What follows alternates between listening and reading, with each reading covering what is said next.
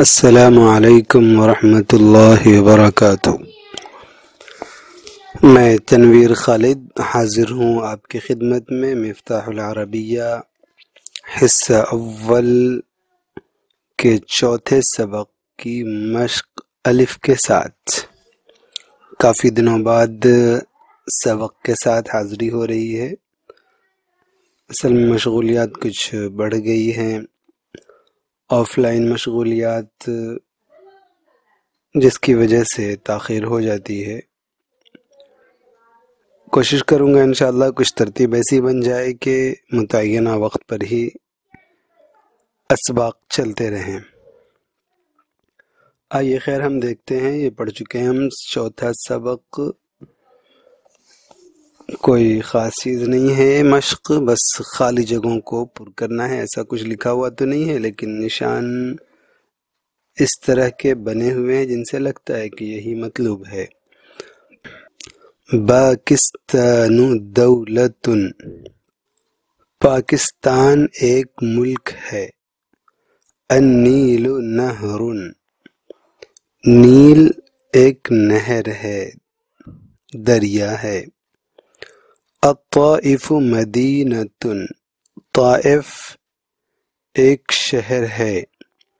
التوراۃ کتاب، تورات ایک کتاب ہے۔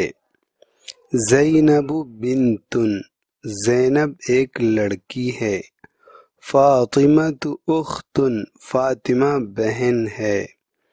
عیسیٰ نبی علیہ السلام، عیسیٰ نبی ہیں۔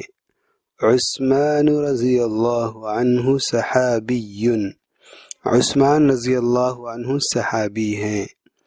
حامد رجل، حامد ایک آدمی ہے، ایک مرد ہے۔ حراء غار، حراء ایک غار ہے۔ الدوحۃ عاصمۃ، دوحہ پایہ تخت ہے، دارالسلطنت ہے۔ قرطبۃ مدینۃ، قرطبہ ایک شہر ہے۔ ابو حنیفہ امام، ابو حنیفہ رحمہ اللہ امام ہیں۔ الترمذی محدث، ترمذی رحمہ اللہ ایک محدث ہیں۔ ممبئی مدینۃ، ممبئی ایک شہر ہے۔ الحمدللہ آج کی یہ مشق مکمل ہو گئی۔ کوئی خاص چیز نہیں ہے، یہ الفاظ کچھ نئے تھے بلکہ پرانے ہی تھے۔ دولہ پہلے بھی آ ہی چکا تھا، مدینہ پہلے بھی آ ہی چکا ہے، اخت آ ہی چکا ہے۔ تقریباً تمام کے تمام الفاظ پرانے ہی ہیں، بس مشق ہے۔